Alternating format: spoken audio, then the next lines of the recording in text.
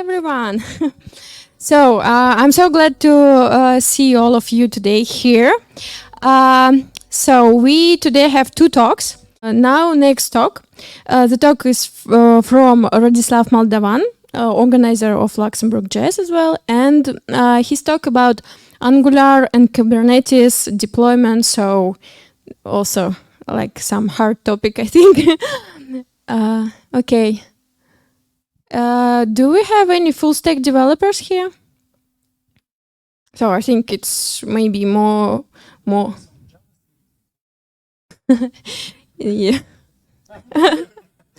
Yeah, because at my also projects at my work, usually all these things were done by backend developers, then DevOps guys, and yes, it's very cool when you front end and you know all this kitchen as well. I think it's really level up. So I can speak more. Yeah. So after this talk, we will have pizza, as far as I know. Have some drinks. Yeah, so you can drink if you're thirsty here. Yeah.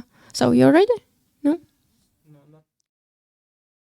Okay. We are there. Yeah, super. Okay, you're welcome. Rodislav. Hello, everyone. Thank you. My name is Rodislav, and officially my official title today is a software craftsman. So I'm doing lots of craftsmanship, and I really love to code. Let's put it this way: not just to code, but to code in a nice way, to be proud in front of my daughters, basically. Even though they really have no desire to do IT whatsoever. I tried, and never works. So we'll keep it on YouTube. Hopefully some other daughters will do that. So today we are going to talk about front-end JS applications in Kubernetes. And particularly we are going to do a Angular example.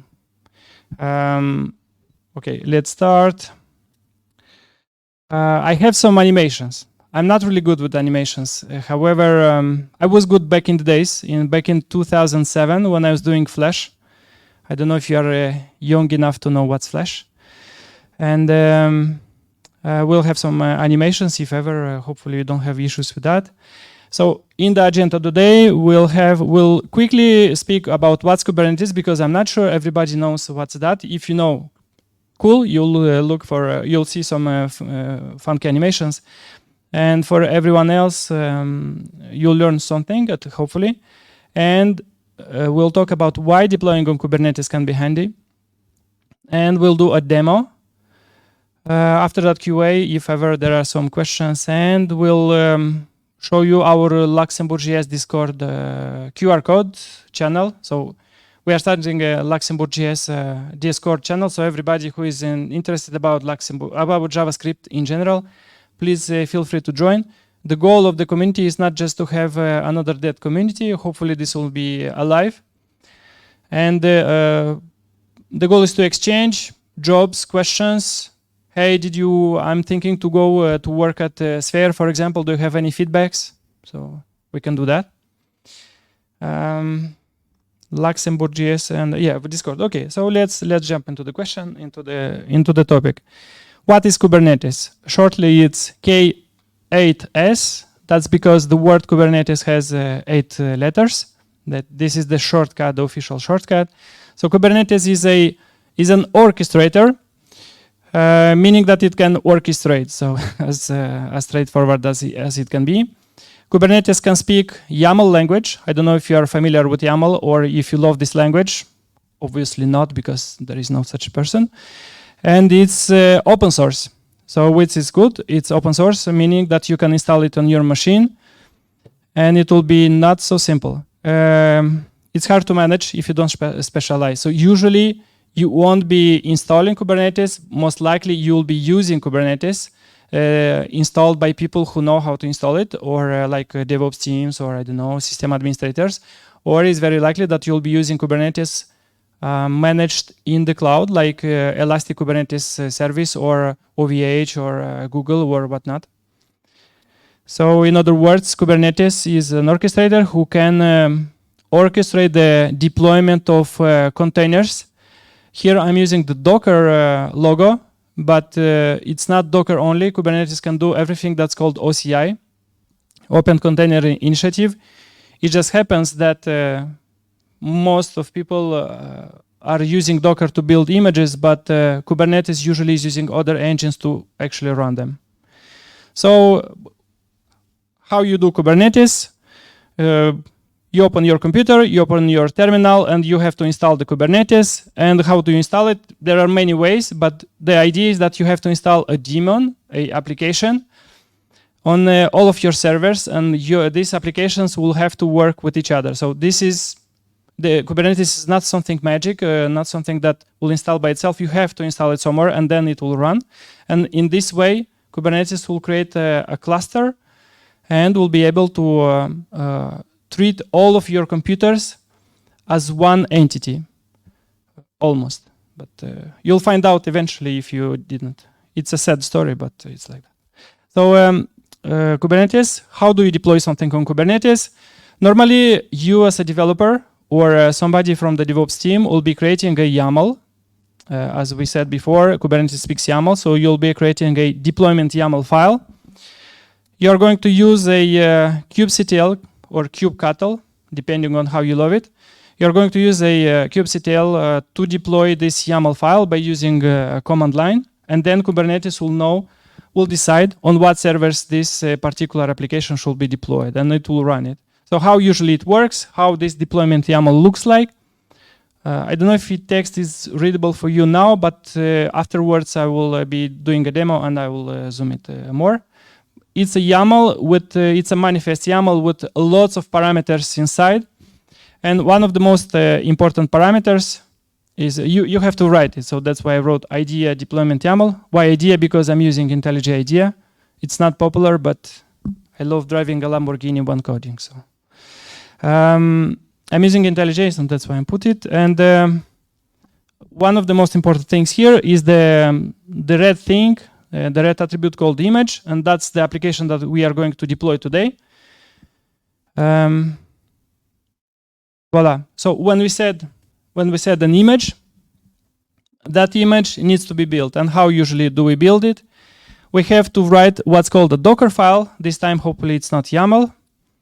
We have to write the Docker file by hand.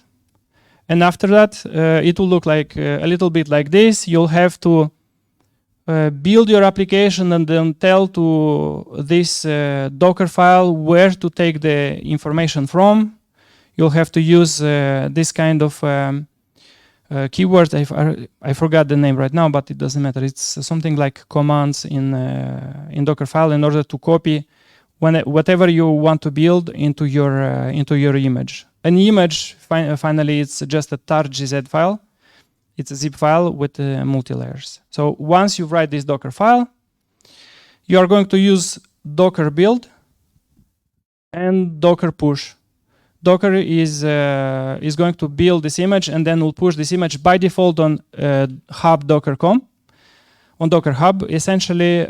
And however, in private companies, usually in banks or any other company, usually you have your own registry. So hub docker.com will be replaced by hub mycompany.com. And you are going to push your images there. That is most likely. And again, we'll do a comeback. Once the image is pushed, we can use it to reference it in deployment YAML. Like you see this image element there. After that, you can use your deployment YAML. The image is going to be deployed somewhere in the cluster. Now the question is, why this can be handy? Everything that you saw just now, you know, every front-end application is code, lots of code. Now, when you want to deploy something, for example, in the old ways, you will have to zip the folder, send it to somebody, that person will unzip it, will put it in Apache HTTP or Nginx or whatnot, and this way the file, the thing will be deployed. Some people with much more energy, they will put in the Git repo directly into HTML folder of Nginx, and we're doing git pull straight into the folder. Why not? We live only once. To today we can do it differently. There are many ways of doing it, of course. We can build files and so on. However, when we speak about Kubernetes, as you saw, everything is a file. So we literally script every single thing that we do in our deployment. We script how the app works. We script how the app builds, and we script how the app is getting deployed. So everything is as a code. There are absolutely no how to put it, surprises, no next clicking. Most of the people are using, most of the operating system anyways started to remove the next thing. So let's go in the easy way. Now, Kubernetes is providing everything. It's creating you sandboxes for prototyping. For example, you can use namespaces in order to isolate your applications.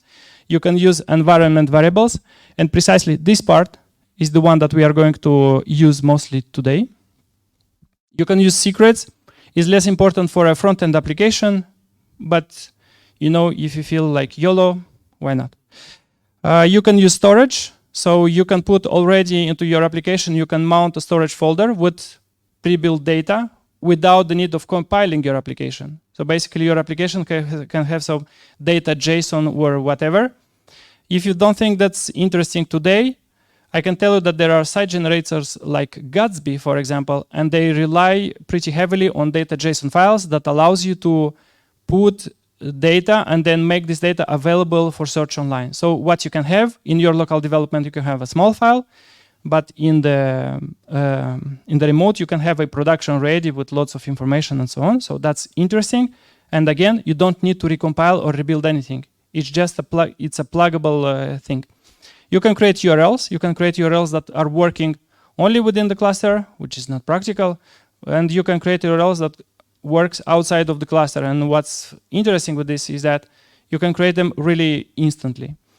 Everything is easy to automate because everything is a file, less YAML, but you'll find out later that.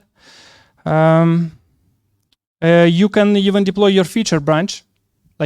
You can completely automate even deployment of feature branches with dedicated URLs, and everything will be automatically deployed with Kubernetes. It's in this way you can give to your stakeholders a preview of what you are working on, and this is really quick. In the tests, I can give you some numbers here. So a normal enterprise grade application that we do with Angular. Is taking us 5 minutes to deploy in this way. The whole thing from the push till the refresh where you do Control F5, it takes 5 minutes. Today it will take around 1 minute.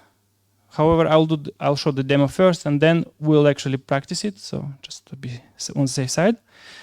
You can, if you have advanced service meshes in Kubernetes with APM support, you'll have distributed tracing out of the box. So, and everything will be in one place. It's fine, it just works after half a year of trying. So let's go for the demo. Hopefully you are ready. Hopefully I'm ready as well.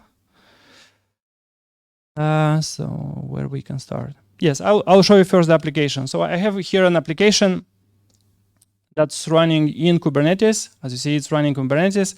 I have different values. This is a string value. This is a Boolean value, a float number, and an integer number.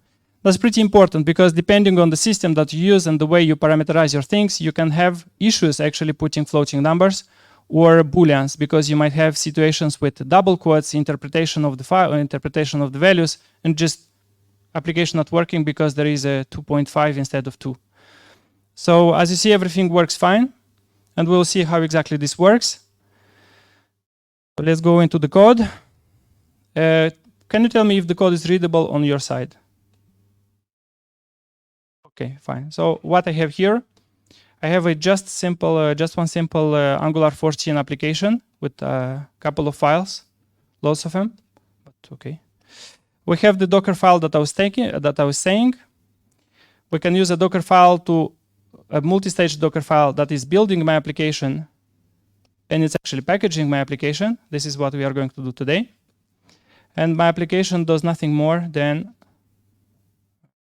yes, and then we have the HTML. So yeah, my application does nothing more than just showing a title and then displaying the values within the front end, just like we saw a bit earlier. So how we do, let's start this application and see what happens. When I will start, I will say exit presentation mode. And then let's do what's called package.json. Where's my package.json? Then I'll say, since I'm using IntelliJ, that. The application will start, and what we'll see in that application, that's very interesting element. Okay. So what we see in this application, we see hello world, true, 314, and then 42. That's the application. And this application, it's equivalent with what is running in Kubernetes. And as you see, there are different values here running. So we see a different string here, potentially the same value here. And then we see different numeric values. So how is it possible to do that? Some of you might say we can use environments. Yes, we can. However, whenever we are using environments, usually we are building the application, then the environments values are replaced. So we have a final build with everything we have inside. Here we have exclusively one environment TS that is using, you'll never believe, this. So how exactly this is working? We are having variables that are passed through window in a dedicated namespace, to the window object in a dedicated namespace that I'm calling env. And we have values with different values, values of different types. So as you see, we have number for floating and the int. We have a boolean and we have a string. Nothing special. Now, how we can transform, how we can manipulate those values. The manipulation of the values is done in the following way. So we have the assets. We have what we call an environment. And this env.js, this is a file that is going to hold finally all the values that you'll be using inside your applications. This is the thing that is going to populate your window.env namespace. And how we do that? We do it in the following way. We are going to create a env template file.js. This template file will have placeholders like you see here. Placeholders that are going to be looked for in the environment and then replaced with the values from that environment. So if there is a variable with this name, it will be put here. If there is no variable of this name, then nothing will be put there. So eventually you'll end up with null or not a value or something. And in order to have the bool, you see we are using parse float, parse int, and parse bool. And that is because environment variables can be exclusively strings. We cannot have really int or bool or, we don't have a type. Everything is basically a text value. So what we do, we put placeholders here, and now how the magic happens, what exactly is putting the value inside this, I will show you right away. Remember that Docker file. So in this Docker file, in this magical thing, let me enable soft wrap. So what we'll do the following thing. Hopefully you are familiar with a little bit of shell. So we are going to invoke a shell with a command that's called env-subst. We are going to give to this command a template. This template. And then we are going to tell it, please print the output into the env.js. Just basically override this file. This file is just a file that does nothing. It's mostly for your local development to avoid having errors because you have no values. And after that, execute nginx as a daemon, and that's it. So what we do, finally, we take our environment. This command is going to go into our environment, look for the values of the variables, apply them to this template, and then output the file into env.js. You can actually override. You can use only one file that's called env.js and put everything inside.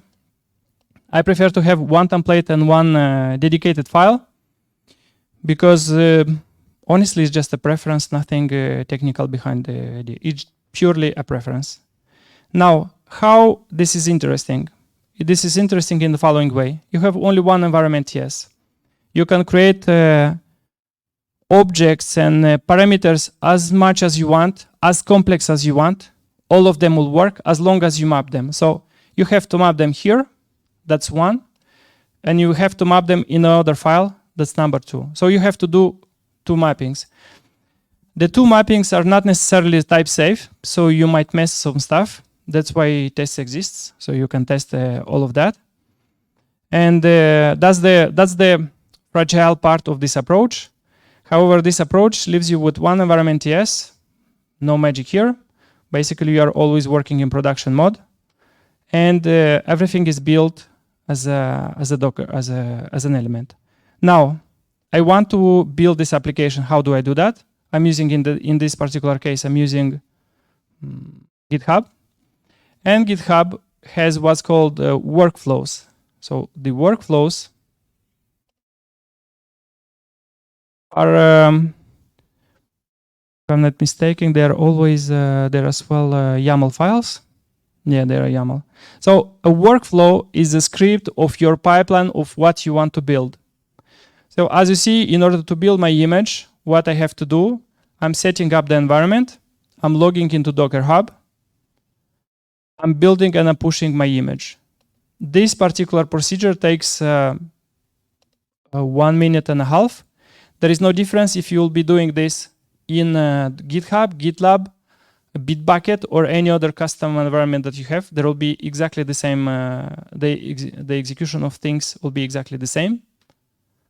Exit presentation mode. And this way we can build the image. Now, in order to deploy that image, we have to write what's called a deployment YAML. So a deployment YAML, it's a manifest that you write, and usually you copy paste it afterwards because nobody remembers everything by heart. Just too many things. We have lots of details that I'm not going to go into very deeply. I'm going to speak precisely about the containers that you want to deploy. And here I'm using a custom image from a private repository on Docker Hub. What I'm using as well, I'm using, as you see, environment variables. So my application is running hello world 42.3.14. The remote application with, very important, exactly the same code is using different variables. Why is this interesting? It's interesting precisely for the following cases. You have different environments, dev, test, int, QA, prod, whatever. So what you can do, you can have an env name and specify the environment. And based on this environment, basically you can change the logo, you can change certain colors so that visually you can distinct one environment from another.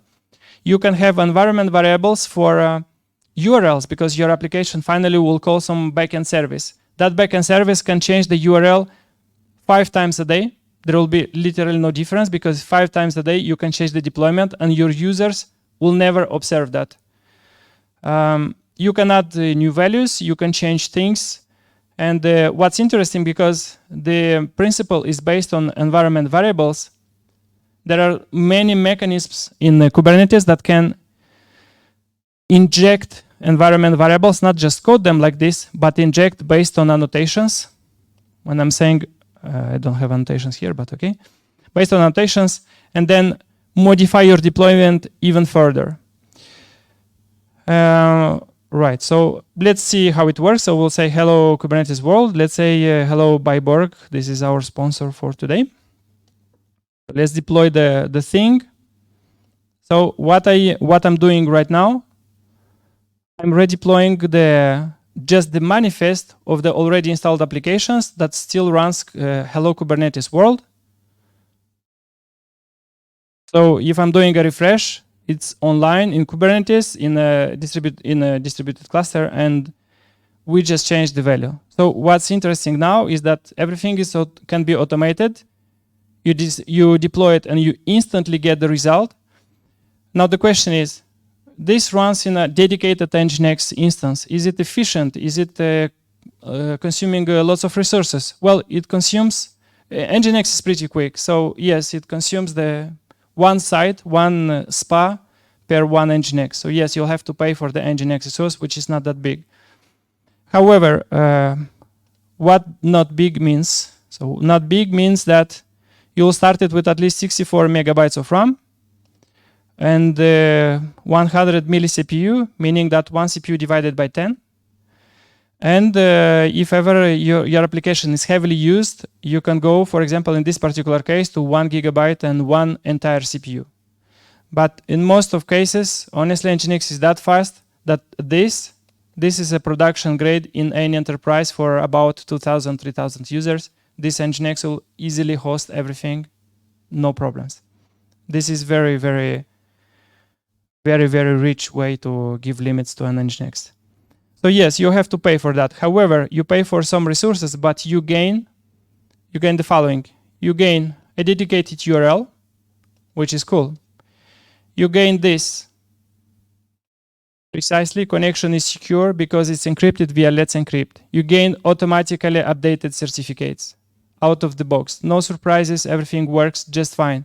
And what's interesting is that the very same mechanism works for your HTTP, your SPA applications, and for your APIs, like literally for everything. Because on the very same domain, I have a backend application called Who Am I? And this backend application, you don't see clearly the text, it doesn't really matter, it gives me some technical information. So as you see, again, it's the same domain, and connection is secure, but it's completely different application with a completely different setup. So if ever tomorrow we say, we are going to change this application, and more precisely, we are going to change the domain for that application. We can do that. And somebody will say, usually the architects, they'll tell you, you can change the domain, but you cannot really renounce to the old domain. So in Kubernetes, we are going to describe, next to the deployment YAML, we are going to describe ingress, and this particular ingress object will expose our application to the domain that I just specified. And what I can do, I can say prod, I don't know, and deploy a different domain for the same application, like literally the same application, and just go with it. What I can do as well, I can create a SPA2 and then just create another deployment that has a corresponding name, SPA2, and it will go. It will just work. Of course, we can change. We have to change all of the references, but as you see, I'm changing references in the files that easily changeable, and I'm changing only small parts of this, like literally one place in this case. It's easy. It can be automated with literally any templating language. You can do it even with Mustache JS if you really want it. But usually you are not going to do that with Mustache. You're going to do it with Helm. However, Mustache works as well. And when you are going to create another host, either you are doing DNS management with Kubernetes, and then it's automatically, it takes about 10 minutes for all of the DNS servers out there to learn about you. Or you have to go in your DNS settings and manually change. So if your DNS provider is manual, then you'll have to do everything manually, which is a sad story, but it's like that. Backend service, workflow. So let's see how long it takes to deploy this application. In my application, I'm showing the title. And next to the title, we can show, for example, the environment, a variable that I still don't have. We can add this variable. No, let's do it differently. Right, so as you remember, I showed just before, for the strings in your application, everything will be typed, the power of TypeScript. However, I'll just quickly show you again the thing. In your environment, yes, everything will be typed as well. However, in your template, everything will be treated as a string, and you have to type it on your own. you have to know what kind of value you're going to add. So let's go for env. I don't remember if I did the right name on the other side, but let me check. So it's env string variable. So this will be env. Yeah. As you see, you have auto-completion and it's fine. Again, you don't have to auto-completion here because it's from environment. But you have auto-completion in this nice part. We have env. We have the environment that is going to be deployed. We have to give it a default value, but not here. We are going to give it a default value in our environment JS. So default value will be local. Right. So I don't remember to have been changed anything else. Now let's git commit and push directory. Big change. And YOLO, no need to check. I'm certain about my changes. However, I'll check what I just deployed in my local environment. Demo spa local app is running, and the title is demo spa. Did I did a refresh? Yeah, right, because I put the environment name in here, demo local. Yes, that's why I see it, which is fine. Now let's quickly go to your friend GitHub. And when I'm going to GitHub, I have actions. I have the big change that's being deployed, that's being built and deployed like literally now. As you see, the action is very simple. We have the build and push. So we are running the npm install, everything that you want. We are basically building the application, but we are not putting anything into that application in terms of configuration apart from the default values that we have already in our environment JS. So when I'm using this method, environment JS is purely for local development so that any developer can do npm install run. That's it. No surprises. And it works. And when it comes to any other environment, we are going to have a deployment with the right environment variables. Right, so as you see, it takes for now 1-2 minutes. No? Yeah. So we have a new version in 1 minute and 10 seconds. Let's quickly go here and then say refresh. It doesn't work. And it doesn't work, why? Because in this particular case, I haven't deployed any mechanism that automatically deploys on Kubernetes. And that is for a reason, because different people are using different ways. Somebody can use Argo CD or Jenkins or a hook, a webhook to deploy that. In this particular case, I'm leaving everything because this demo is oriented for developers. So what I'm going to do, I'm going to redeploy my application with I'm going to do my deployment, do a Control F5. It doesn't work. So the question is why it doesn't work. It is because whenever you are applying your deployment of already running application, we changed only the image, but we didn't change the manifest, deployment manifest. So it doesn't work. What we can do, we can undeploy the application, completely destroy it, which is deleted. The application doesn't work anymore. We can redeploy the application. Voila, created. So as you see, the installation of an application and installation of new application, of a new version, it's instant. Would you uninstall and install in your real life? No, because in your real life, you're going to use versions, unlike me in this case. And the versions will go here, where you'll say v123, because this is the easiest versioning way. And you're going to deploy, and every time you do another release, you'll say 1, 2, 3, 4, and so on. Or what you can do, you can put here a git commit that will look something like that. So you can create an image for every git commit. You can change the deployment manifest. And you install in your Kubernetes a tool that's called Argo CD. You say to Argo CD, please monitor this particular file. if there is a change, just redeploy the change. And why it's interesting, because in this way, you manually can go here and say v123. Wait, let me try v123 from my computer in my development environment, pang. It says configured. Let's go and try it. Do I have something working? Control 5. Oh, it doesn't work. Why? Because this image well does not exist. Because I haven't created it yet. By default, everything is pointed to the latest, which I'm using right now. So what you're going to do, you're going to keep your deployment tidy.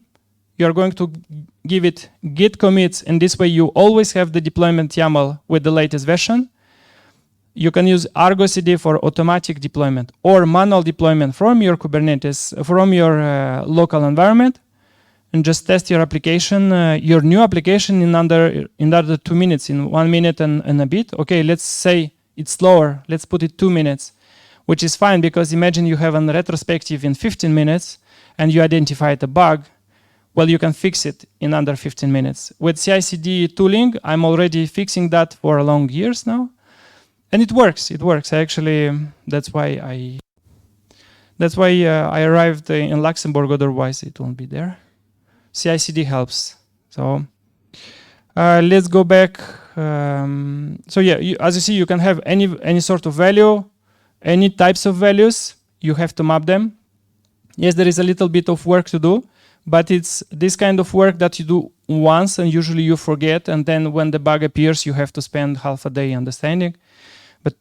Yeah, it's pretty straightforward when in terms of configuration.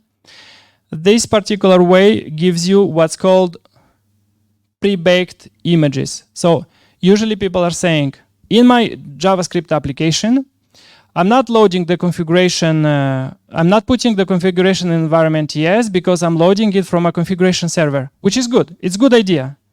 What bad can happen? Well, configuration server might not be reachable. Millions of reasons. HTTP, network, server is down, whatnot. Your application will not work. So, and then you say, yeah, but I can mount a configuration into and override things in my image. Yes, in that case, your deployment YAML will become much more complex here than having just some environment variables, changing the things, deploying it, and you're good to go. You can deploy it from your local machine, from your CI/CD environment. It just works. And why is interesting is that as well, you can test this particular Docker image. You can test it locally. You can build it locally. You can give the source code to somebody who does not have JavaScript skills and have no Node.js on her computer. They will need, though, a Docker runtime, which is usually the case for CI/CD platforms. And they can build the application and run the application, no strings attached. Everything just works. That's why my build pipeline in GitHub has multiple steps, but when you go to the actual thing, it has only one step, which can run literally everything. Tests, sonar, check marks, everything you want. You'll have eventually some sort of a user interface to know what applications, when applications have been built. You can see your images. You can run them locally. You can share them with friends, because sharing is caring, especially during pandemic. And yeah, you have pretty much that was all for my talk. I'll just wrap up the things that you don't fall asleep. So how it works? Basically, you are pushing to GitHub your changes. GitHub Actions will kick in place, and then will push the image to Docker Hub. Then you manually or automatically, you apply the deployment YAML through kubectl to Kubernetes, and then Kubernetes will pull the image and will run it for you. And that's great. And as you see, this particular part can be easily automated because it's a file. So you can automate it because you can edit it. You can put it in Git, so you can do Git ops. You can not put it in Git, but you should not do that. And to wrap up, we can deploy app frontends instantly, not just quickly, but Let's be honest. It's instantly. Some companies are deploying this in 1 month. In any environment, you can even deploy your dynamically your feature branches if you want that. The setup is done through environment variables, and you as well can mount files or folders to override certain of your generated files, like index, for example, HTML, or main CSS to add some extra whatever. It works for both internet and intranet.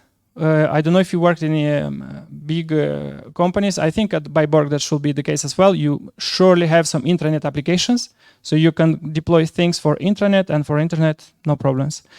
The deployment is instant, as you saw. Everything is CI/CD-able, so just does the job. So now this is the QI slide, and I put an arrow to not forget about the Discord channel.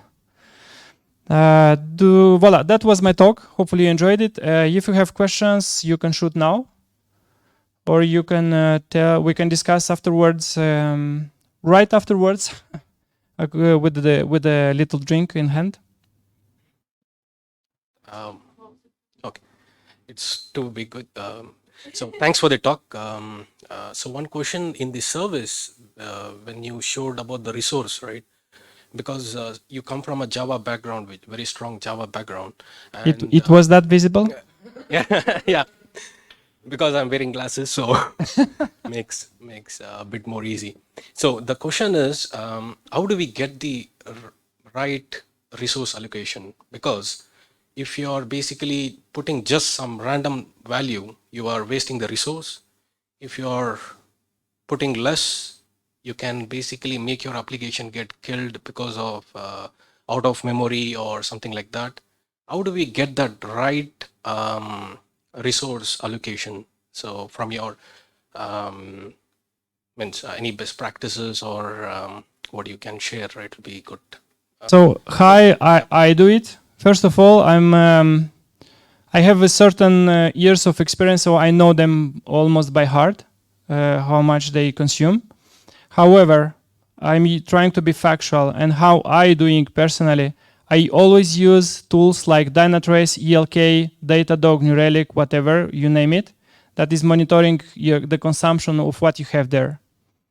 So I'm checking, I'm deploying applications, I'm giving them something that by eye is enough or not enough, like approximate variable. And as you saw, the deployment YAML is just a text file. It's very easy to change, no problems about that.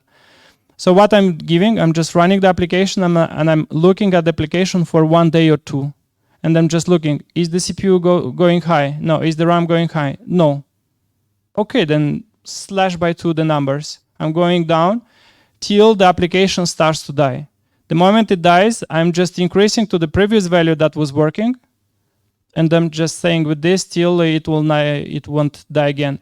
What's interesting with Kubernetes is the following fact. If your application will die, the Kubernetes will bring it back. So that's why I don't care. And even with front-end applications in particular, if Nginx is dying, the bootstrap speed is 15 or 20 milliseconds, which is almost instant bootstrap. Your users will never observe that. So this way you can do. In Java is different, because in Java it can take you to drink a coffee, but you cannot send a coffee to every customer, right? So you need to check first. You need to optimize your compiler and whatnot. Here it's Nginx, very simple. That's why I'll look for it and I'll adapt depending on the user. But I'm always using a APM system that is giving me the stats about the system. That's very important. And then I'm adjusting according to that. And what you're saying is very important. If in Kubernetes you are just putting random numbers, high numbers, you risk to exhaust the resources of Kubernetes, and just your team next to you will not be able to deploy their things because there are not enough resources. Voila. So be careful with the resources. Thanks a lot. And another info I just checked on the internet. The first slide we were talking about the Docker, right? So from the version 1.20, I guess they're gonna move it, replace Docker with container runtime interface. Yes. Yeah.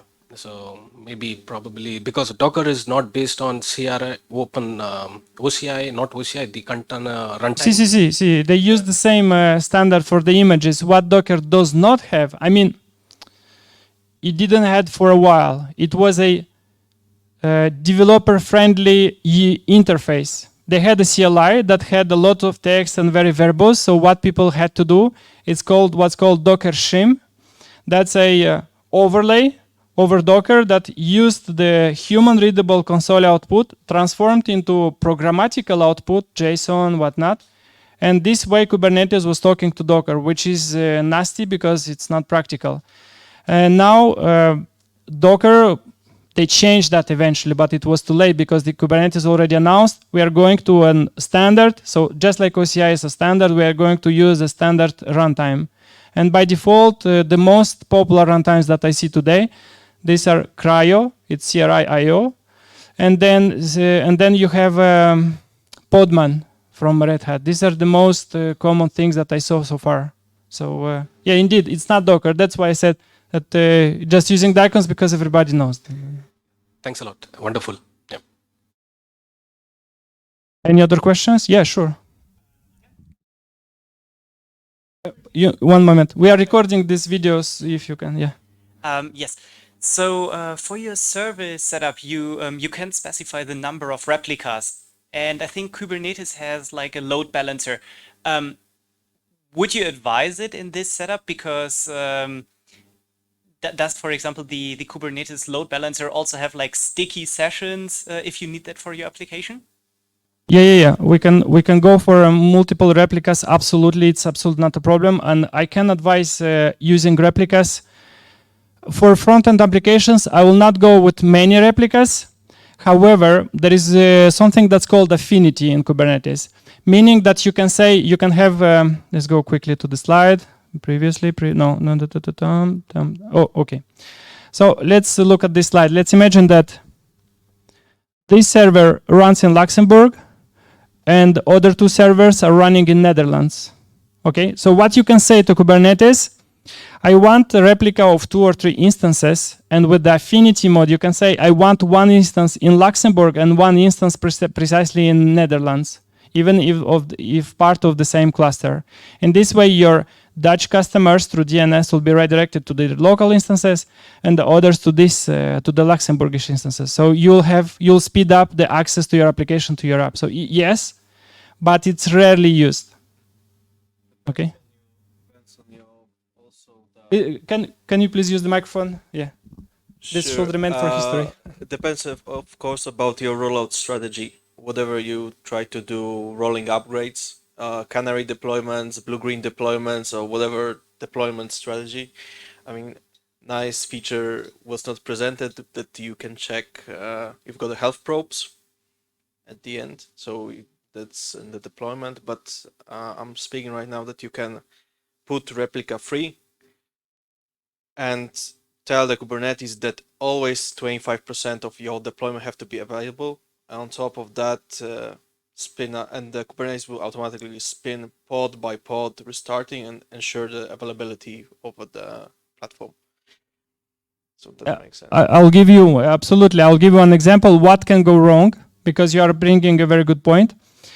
So when we are creating the Docker file, we are giving to our Nginx as well a configuration. What's funny with Nginx is that it won't bootstrap if the configuration is wrong, which is normal, by the way. So if you are messing up with this configuration, whenever you are deploying your new version, it will not bootstrap. So not bootstrapping, your application can actually die forever, okay, for the customer. So it will be a constant restart. So what you were saying, the colleague was saying, it's really good idea. Whenever you are doing, you can have replicas. You can have this.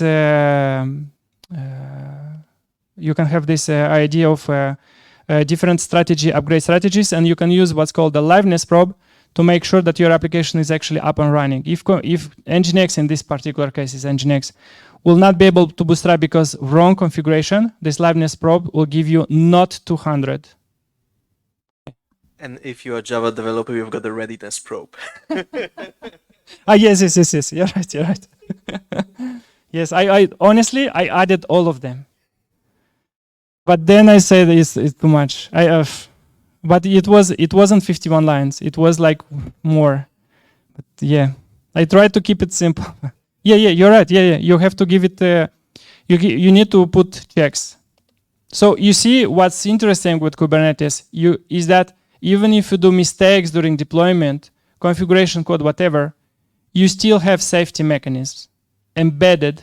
Obviously, you have to use them because they're not for free, but you have them there. Any other question? Remark? No? Okay, cool. So then let's go to the last slide. Right, so we have a big QR code. Apparently, I heard recently that it's called QR code. So we have little elephants, PHP elephants, but you know, from our sponsor, they're pretty funny. So if you like elephants, you love nature, especially PHP elephants, please feel free to grab some. Please join the Discord Luxembourg JS.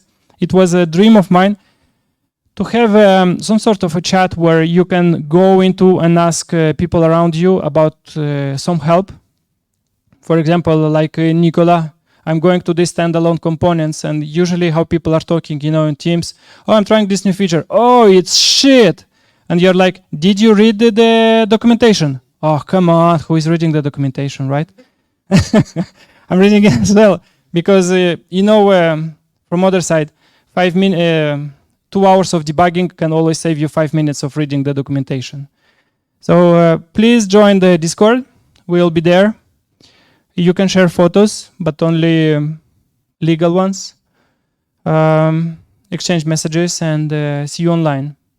But before seeing you online, we'll see you there for a drink and for questions and mingle. If ever you can stay a little bit more. We have the time till 20:30, so we have almost 1 hour. And then we have to go. Thank you, everyone. Thanks to our sponsors, Byborg. And see you on the next session. Yeah, just want to say a big thank you to our technical support today from Byborg. Guys, you're amazing. I saw it already second time how you do it. It's really cool. So guys, yes, Discord, about Discord. So we just created it. I will then share in all our previous chats about this in Twitter, of course. So Twitter, usually it's the like official way of announce things, and meetups.com. I think you already know about this group. Discord will be more about different chatting, questions. Also maybe, because we have channels there, so we will create more, and we will put rules of community there as well, about respect others and etc. So we just created it, and we will fill it. Yes, you can share all your thoughts. Maybe even we already created a channel for hiring. So if some of you needs a colleague in your company, or you are searching for the team, you can write it in special channel. So no problems with that. And yes, so thank you. Thanks for our speakers for your talks. Cool. And guys, it's not necessary to prepare such a long talk. So if you want to start with 15 minutes talk.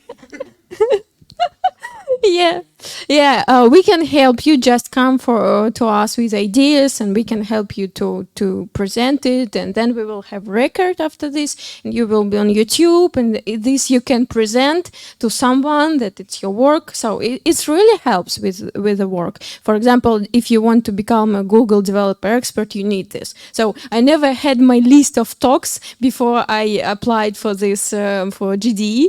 And then they asked me, no, you need to prepare the whole list of all your talks. And now I have it. So, thank you. And let's go with funny part.